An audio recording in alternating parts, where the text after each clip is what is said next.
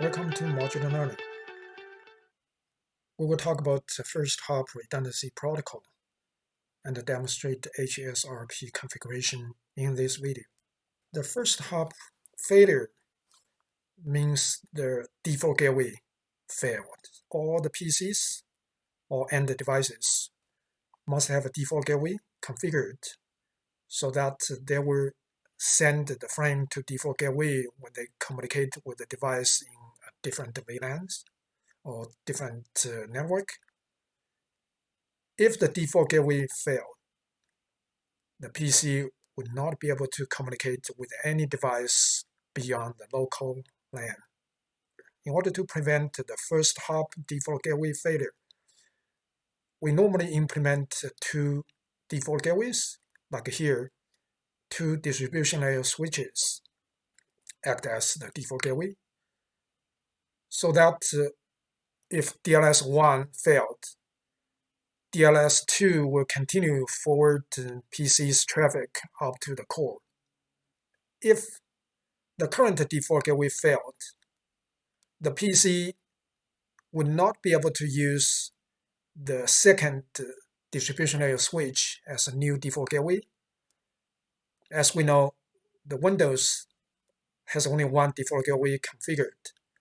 In order to use the second one, we have to reconfigure the default gateway manually, or let the proxy up to discover the second default gateway.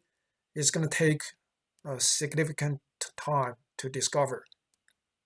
Even we have the two distribution layer switches, but we have to use a protocol to enable the PCs or end devices to take advantage of the two redundant default gateways. The popular protocol includes HSRP, VRRP, and GLBP. In this video, we will talk about HSRP. HSRP is a hard standby router protocol that enables the redundant default gateway on the network. HSRP creates a standby group for each subnet or each VLAN. So in the standby group, there are two physical routers. One acts as active router, second acts as the standby router. The standby group creates a virtual router that actually just virtual IP address and a virtual MAC address, which is shared by the two physical router, active router and standby router. Then the user will use virtual router IP address as default gateway. Then any traffic sent to the virtual router will be processed by the active router. So like this diagram, we have two routers. One acts as the active. IP address on the active router is 10.1.1.2. The second router is standby. Once we configure the HSRP group, that configuration creates a virtual router with a virtual IP address 10.1.1.1, which is configurable, and automatically create a virtual MAC address. The virtual IP address will be the default gateway on PC. Then the virtual MAC address will be the default gateway MAC address on the PC's op table. So PC will send traffic towards the virtual IP address and the virtual MAC address. That will be processed by active router.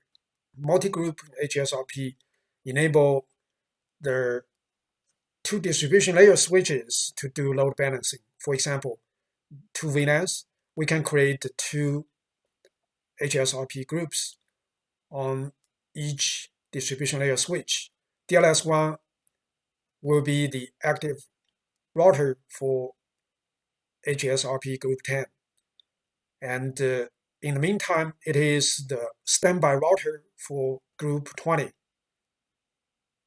The same way, DLS2 is the active router for group 20 and the standby for group 10. VLAN 10 traffic will take the left side uplink using DLS1 as default gateway going up to the core. VLAN 20 traffic will use the right side uplink using DLS2 as default gateway going up to the core. Traffic is load balanced between the two distribution layer switches. If one failed, for example, DLS1 failed, DLS2 will take over the active router role for VLAN 10. The user doesn't realize any change because the default gateway is still sent to the virtual IP address 10.254, and that traffic sent to virtual IP address is processed by the new active router DLS2, and they act as a backup for each other. If we configured the HSRP between these two layer 3 switches, the layer 3 switch router A, for example, finish the configuration first. It will go through from initial state to listening, speak, standby. Then it doesn't see any other router. It becomes the active router on this LAN. Router B comes online later on, so it will transition from initial listening, speak, to standby. It won't progress because the active router already exists. If the second router, router B, comes with a higher priority, it will still stay in standby because the active router already exists. Unless we have preemption enabled on the router, then it will force reelection to elect the new active router based on the priority. So here's an example of the configuration. The HSRP group is configured under the SVI, the VLAN interface. We can see layer 3 switch has VLAN 10 interface, IP address configured. Then we start the HSRP configuration using the keywords standby, followed by group. Here 10 is the group number, can be any number. The best practice is use the number based on the VLAN number. So here we use VLAN, standby 10 for VLAN 10. So this creates standby group 10. The IP address given 10.111 is the virtual IP address, which is actually the default gateway for users in this VLAN. The standby 10 priority set the priority to 110, which is higher than default 100. Make this router A, the active router for VLAN 10. Then next command, standby 10 preempt, that tell the router to initiate re-election. So when this router comes online later than the other one, it will initiate the re-election to elect the active router based on the highest priority among the routers in the standby group. Last one is the authentication. Allow you to use authentication to ensure router participate in the standby group must have the same authentication string. Okay, so let's look at the demo. How do we configure the HSRP? You can see this diagram. We have multiple VLANs in this enterprise network. VLAN 10, VLAN 20, VLAN 50, and VLAN 100. Then we can configure multiple HSRP groups so that some groups will use the DLS1 as active router. Other groups will use DLS2 as the active router. So the network traffic will be load balanced between these two distribution layer switches. For example, we're going to configure two groups. VLAN 10 will use DLS1 as active router, and DLS2 will be the standby router for VLAN 10. We will create a second standby group for VLAN 20. So VLAN 20 will use DLS2 as active router and the DLS1 as backup router. Okay, let's see how do we configure. Let's look at DLS1. So to configure DLS1, we simply just go to the VLAN interface, VLAN 10, and IP address I have already configured, which is 62.25.10.1 is the IP address on VLAN 10 interface for DLS1. Now we need to create standby group 10. Start with the keywords standby 10 IP. This is the virtual IP address I configured. I'm going to use the last usable IP address from this subnet, 62.25.10.254. 62.25.10.254.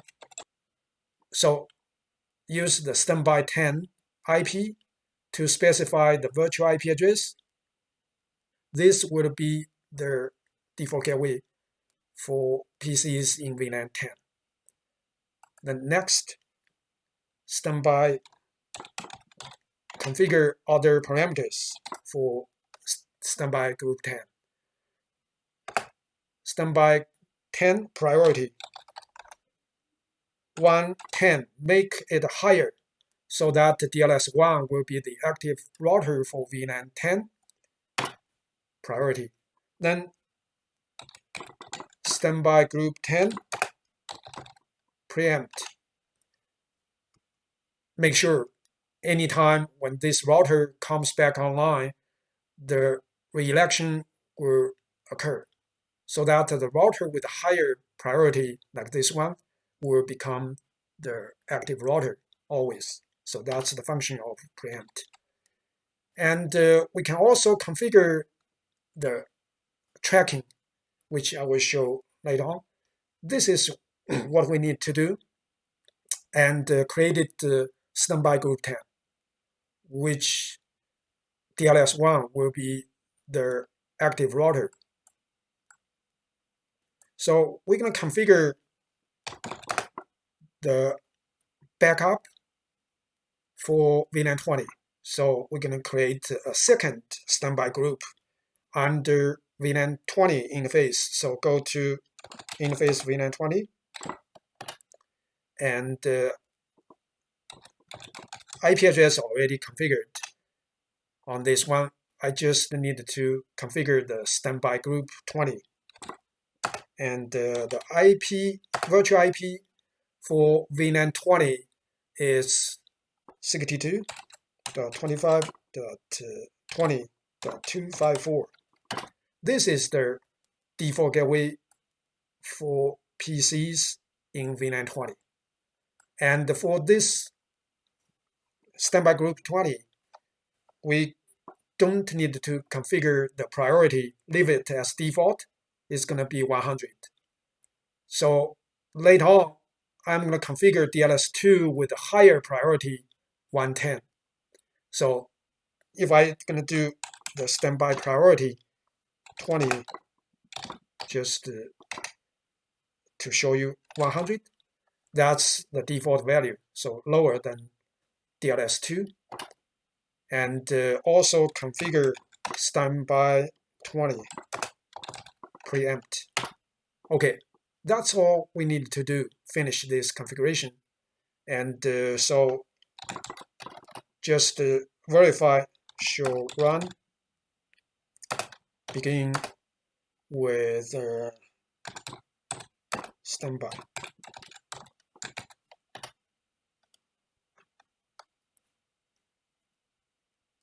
Okay, so now we can see the configuration here. Let's compare with the DLS2. DLS2 I already configured. Looking at both ends side by side, then we will be able to compare. So we can see that standby 20, DLS2 has higher priority 110, and DLS1, the priority doesn't show. That means it's a default 100. So VLAN 20, DLS2 will be the active router, and DLS1 is going to be the standby. For VLAN 10, standby group 10, DLS1 has a higher priority, 110. DLS2 does not have any priority. You don't see the standby 10 has only a virtual IP address specified. So priority is default on DLS2, and DLS1 has 110 becomes the active router for VLAN 10, standby router for VLAN 20. And how do we verify?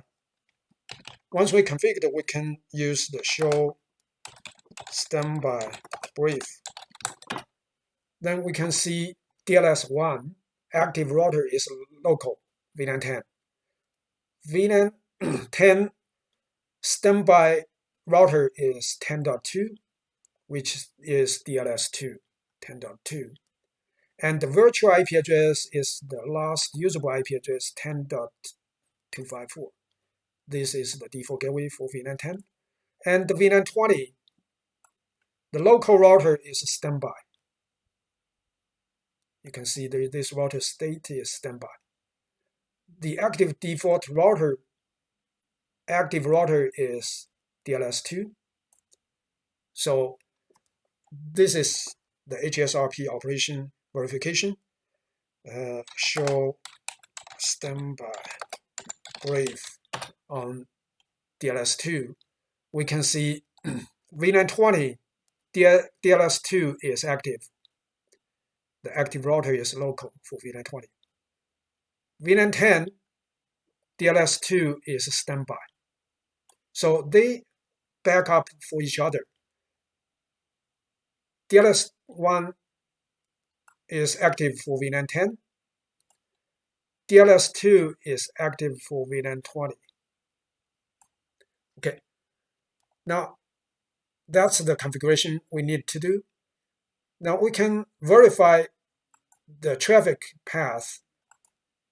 Actually, we can do a trace route from PC1 to the core. PC1,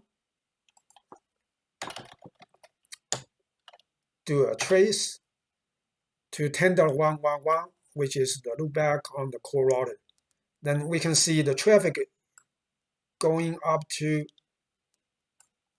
62.25.10.1, which is VLAN 10 physical IP address on DLS1, 62.25.10.1.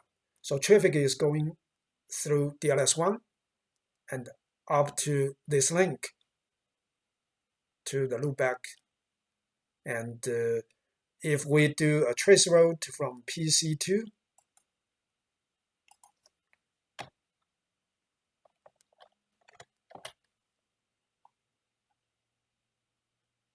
the traffic goes to 62.25.20.2, which is the VLAN 20 interface IP. So the VLAN 20 PC2 use DLS2.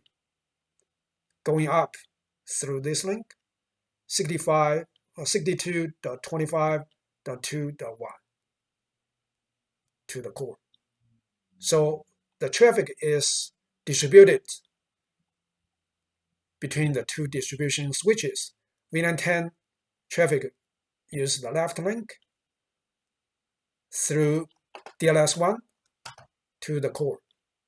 VLAN 20 traffic take the right side uplink using DLS2 as default gateway, going up to the core. And this is the load balancing using multiple HSRP groups. You would configure the multiple HSRP groups, one group per VLAN. So you can configure half of the VLAN using DLS1 as active router, the other half of the VLANs using DLS2 as the active router. They back up for each other. So that's the multiple group HSRP configuration on an enterprise network. And if DLS1 failed, DLS2 will take over the active role because the hello packets will stop arriving on DLS2. Once DLS2 stop receiving the hello packets from DLS1, it will assume the active role for VLAN 10. So the VLAN 10 traffic sent to the virtual IP address will be processed by the new active router DLS2. What if the uplink failed? The DLS1 is still working. In that case, then VLAN 10 traffic will still try to get to DLS1. Then that will be routed through DLS2 going up, not optimal. So we can actually enable a tracking function on HSRP, track the link, or we can track the connectivity. If the connectivity failed, the uplink failed, the HSRP will hand over the active role from DLS1 to DLS2. And I already have this configured as demonstration how to track. You can see this standby track. Under the HSRP group, it tracks the object 1. If the tracking object failed, then the priority will be deducted by 20. Then 110 minus 20 will be 90, which is lower than DLS2. DLS2 will become the active router if the tracking object 1 failed. What is tracking object 1? The track 1 is tracking IP SLA 1, IP Surface Level Agreement 1. That IP LS1 is defined. So in this example, I create a surface level agreement, IP SLA 1, track the connectivity to the uplink core, to the core router. This interface is 62.25.1.1. If the connectivity to the core failed, the VLAN 10 priority will be deducted by 20. DLS2 has default priority of 100, so DLS2 will take over, becoming the new active router for VLAN 10. Now let's test the HSRP tracking. I'm going to shut down the core router G01 left side interface. So that will fail DLS1's tracking connectivity to the core. First, before shutdown, we take a look at the current HSRP status. DLS1 is the active router for VLAN 10 right now. Let's go to R1. Interface G01. The left side interface shut. Then we watch this interface is done, we watch DLS1. The active router will hand over the active row to DLS2. See, tracking status, IPSLA status from up down, that trigger HSRP state change. VLAN 10, group 10, state from active to speak to standby. And so the state already changed. Check it again. DLS1 VLAN 10 now is standby. If we look at DLS2, we see the message state change for VLAN 50, VLAN 10, state from speaker to standby, standby to active. So DLS2 show standby brief. We can see VLAN 10, DLS2 is active. VLAN 20 is active. DLS2 becomes active router for all VLANs now. And we can see the failover happens when the tracked object failed. And if we look at the PC's IP address, default gateway has no change. Default gateway is still pointing to the virtual IP address 62.25.10.254. No change. But the traffic sent to this address will be processed by the new active router DLS2. Let's trace.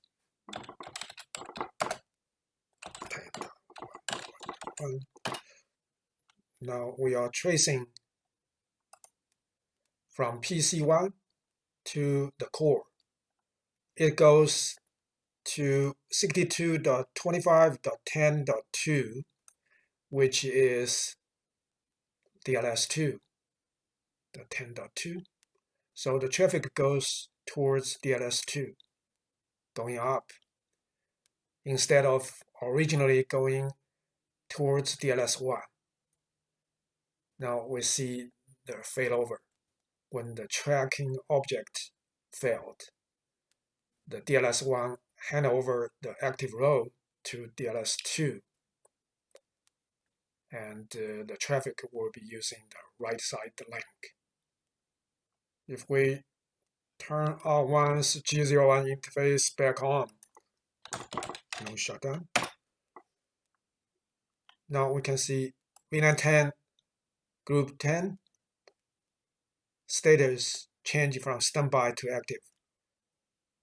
DLS1 regain the active row when the link recovers. Now if we check DLS1's status right now, VLAN 10 is active again. If you found this video helpful, please give a thumb up and subscribe. Thank you for watching.